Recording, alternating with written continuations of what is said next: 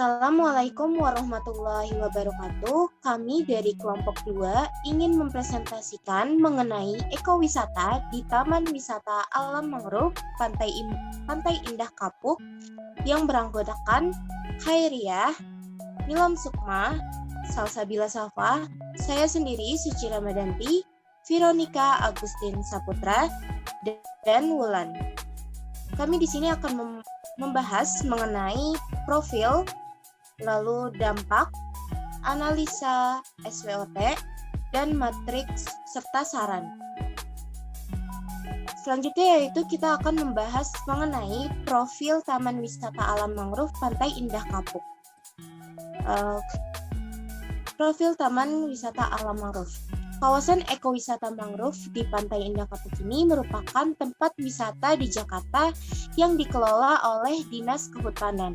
Ekosistem mangrove di kawasan ekowisata mangrove Pantai Indah Kapuk ini memiliki sumber daya alam yang potensial untuk menjadi daya tarik ekowisata. Taman Wisata Alam Mangrove ini merupakan bagian dari kawasan hutan angke kapuk dengan luas 99,82 hektar. Dan tipe ekosistem yang menjadi habitat beragam burung air ini adalah ekosistem bakau. Tempat ini berfungsi sebagai sarana pariwisata alam sekaligus mempertahankan pelestarian fungsi bakau sebagai penyangga kehidupan.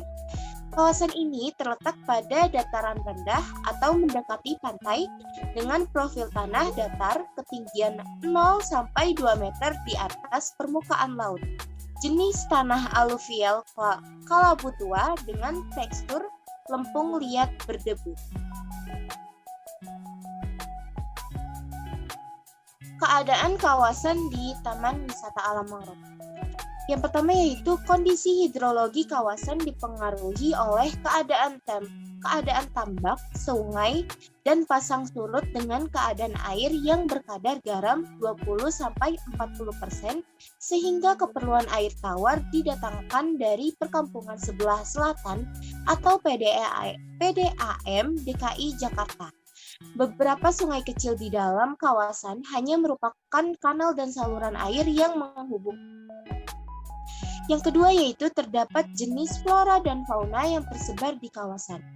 Ini yang terdiri dari jenis-jenis mangrove dan jenis hutan pantai atau rawa.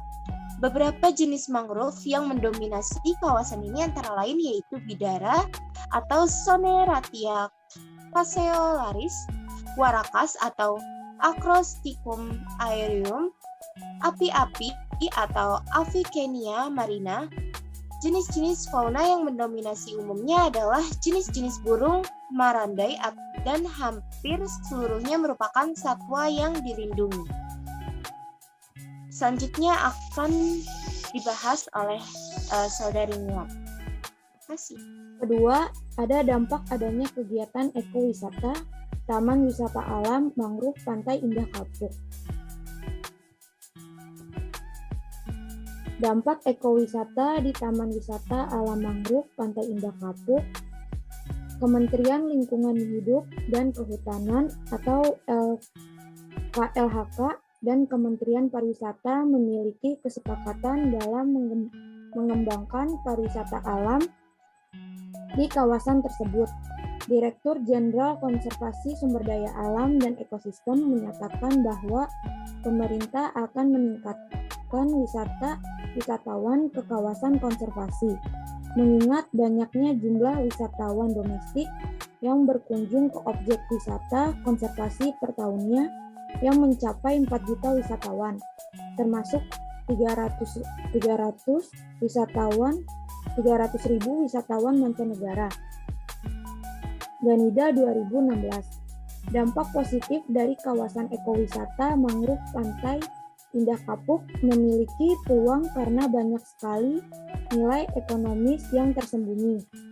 Potensi yang dimiliki adalah memanfaatkan alam sebagai wisata atau bisa disebut ekowisata. Dari potensi tersebut bisa dikembangkan serta dapat dimanfaatkan untuk dijadikan berbagai olahan yang dapat menambah nilai ekonomis hutan mangrove itu sendiri. Selain itu, hutan mangrove memiliki manfaat untuk menahan abrasi air laut. Yang ketiga, analisa SWOT kegiatan pariwisata. Taman Wisata Alam Mangrove Pantai Indah Kapuk. Yang pertama ada kekuatan atau strength. Yang pertama, biaya retribusi yang relatif terjangkau juga menjadi kekuatan kawasan ekowisata Mangrove Pantai Indah Kapuk. Yang kedua, kawasan ekowisata Mangrove Pantai Indah Kapuk memiliki aksesibilitas yang tinggi karena terletak berdekatan dengan jalan tol Prof.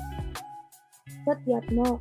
Yang ketiga, kinerja para petugas dari pengelola sudah memiliki kompetensi dan mengedukasi ekosistem pesisir dan menjaga kebersihan lingkungan. Pelayanan yang diberikan adalah memberi informasi dan edukasi tentang mangrove atau ekosistem pesisir.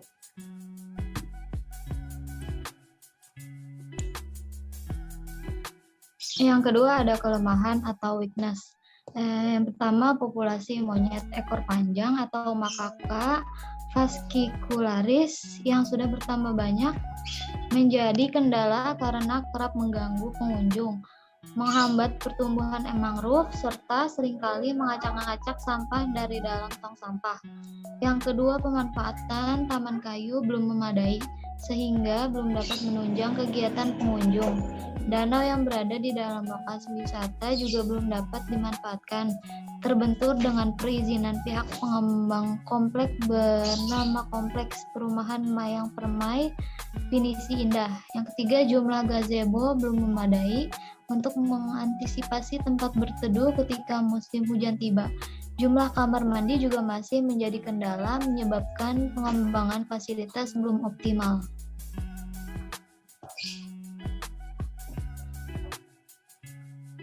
Yang ketiga, peluang atau opportunities.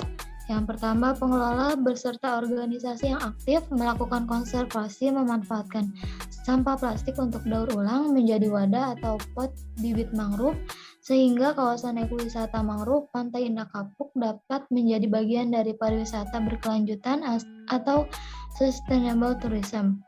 Pemerintah juga memiliki kontribusi dalam mewadahi lahan dan fasilitas, sarana dan prasarana untuk melakukan kegiatan wisata di kawasan ekowisata Mangrove Pantai Indah Kapuk. Yang kedua, DKI Jakarta sulit ditemukan wisata yang bertema alam sehingga dapat menarik minat pengunjung untuk menggali informasi tentang ekosistem pesisir dan melakukan kegiatan dengan konsep alam. Selain itu, dapat menjadi tujuan alternatif untuk melakukan wisata karena biaya retribusi yang relatif murah. Keempat adalah ancaman atau threat. Ancaman yang dimaksud adalah faktor penghambat dalam pengembangan lokasi wisata pada masa yang akan datang.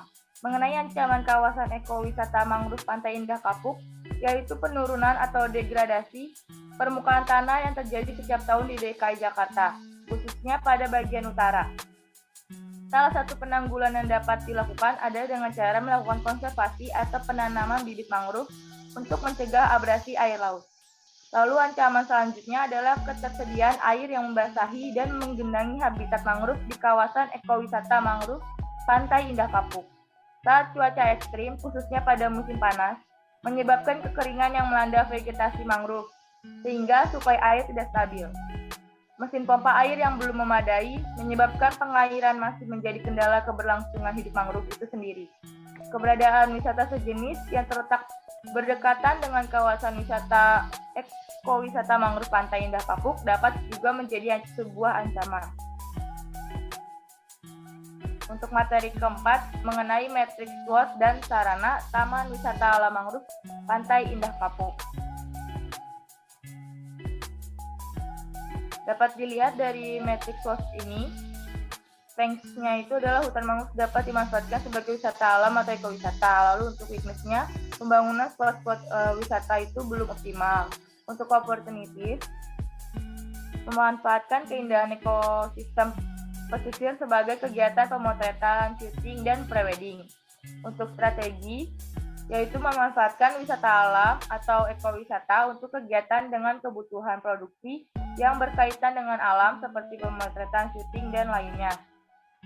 Untuk strategi weakness, membangun spot-spot yang tersedia untuk menunjang kegiatan seperti pemotretan, syuting, dan prewedding, lalu memanfaatkan populasi satwa seperti monyet ekor panjang sebagai objek atraksi di habitat asli yang sudah jarang ditemukan di DKI Jakarta. Selanjutnya yaitu the threats, yaitu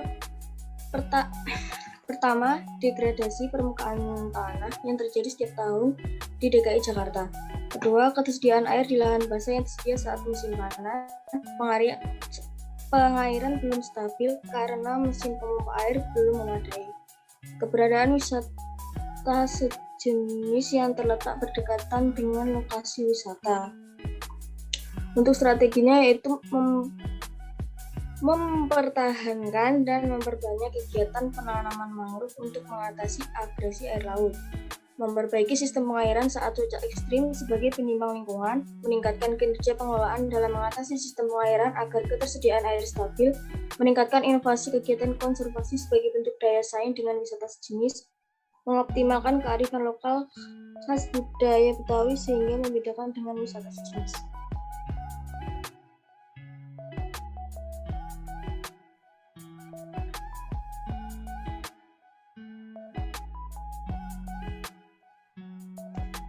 Selanjutnya mengenai kesimpulan dan saran, hasil pembahasan menunjukkan bahwa Taman Wisata Alam Mangrove Pantai Indah Kapuk ini memiliki potensi alam yang digunakan sebagai daya tarik untuk ekowisata, berupa ekosistem pesisir dengan berbagai macam jenis mangrove dan keanekaragaman fauna dengan beberapa atraksi wisata, yaitu jembatan kayu, taman kayu, dermaga kayu, serta danau.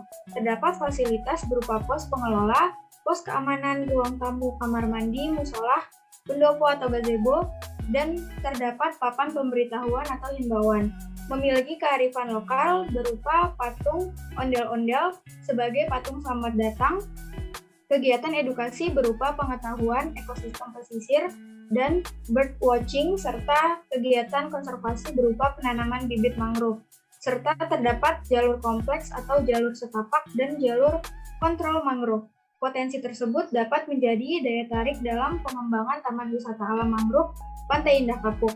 Selanjutnya, penentuan strategi pengembangan dengan menggunakan analisis SWOT untuk mencapai tujuan di Taman Wisata Alam Mangrove Pantai Indah Kapuk diantaranya adalah mengembangkan seluruh potensi meliputi destinasi, promosi, dan sumber daya manusia yang dimiliki sebagai alternatif wisata dengan mengedepankan pariwisata berkelanjutan atau sustainable tourism di ibu kota negara Indonesia yaitu DKI Jakarta, menciptakan peluang pembinaan kepada masyarakat sekitar dengan melakukan pengembangan dan pengelolaan hutan mangrove agar meningkatkan pendapatan masyarakat, menciptakan sinergi antara pengelola, pemerintah, masyarakat, dan pihak luar dalam mengembangkan destinasi, promosi, dan sumber daya manusia dalam pencapaian tujuan bersama, melakukan evaluasi terhadap pengembangan yang dilakukan untuk mencegah isu lingkungan dan sosial.